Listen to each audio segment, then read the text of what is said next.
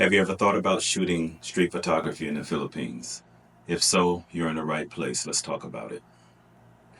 Hello everyone, welcome back to my channel. If you're into street photography or thinking about trying street photography here in Southeast Asia, or specifically here in the Philippines, this is the video for you. I'll be covering everything from gear, legal considerations, shooting in cities versus rural areas.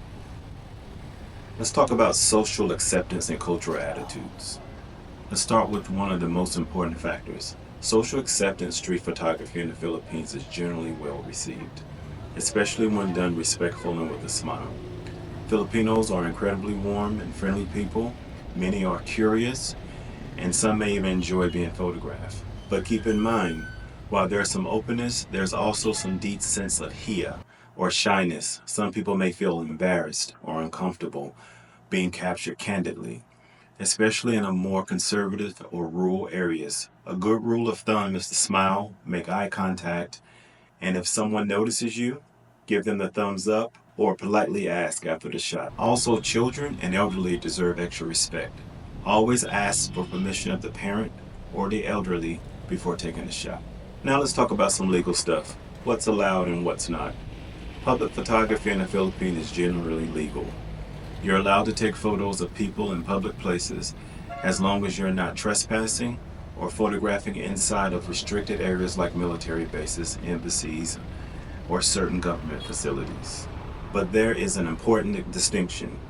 Never photograph a person in a way that could be embarrassing or could exploit them, especially in vulnerable situations like poverty, illness, or discomfort, unless it's part of a responsible documentary narrative and you have their informed consent.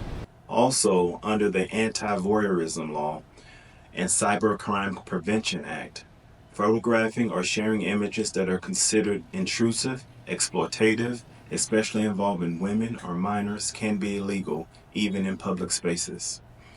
A good habit: if you're going to publish your images commercially or online, a person's identity is clearly recognizable, consider getting their verbal or written consent if possible. Let's talk gear.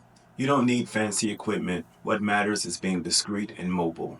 Recommended gear: mirrorless cameras like the Sony A7 series, Fuji X100V, small, lightweight, and non-intimidating. Lenses like the 35, 50 millimeters are ideal for natural looking frames. If you want a little distance, an 85 millimeter works well too. Don't forget about a wrist strap or a crossbody sling for quick movement. ND filters if you're shooting at harsh sunlight, especially midday. And honestly, even your smartphone can do wonders here because it's discreet and it looks natural. Now let's talk about the difference in shooting in the city, medium-sized towns, and small rural areas. Big cities like Manila, Cebu, and Davao expect busy streets, jeepneys, vendors, trikes, billboards, a lot of visual chaos and energy. People are more used to cameras, but may be more suspicious. Keep your gear close to you and be more mindful of snatchers and pickpocketers. Street photography here is fast-paced and anonymous. Medium-sized cities like Baguio, Iloilo, or Dumaguete, these offer a perfect balance. Vibrant scenes with less hustle. People are more open to being photographed. You'll get more smiles and less stares. These medium cities offer a more perfect balance. Vibrant scenes with less hustle. People here are more open to being photographed. You'll get more smiles and less stares. You can interact with your subjects more personally here. Let's talk about rural areas and barangays in the province. Life is more slower and intimate here. You'll often be the only one with the camera. You'll definitely stand out more here, especially if you're a foreigner.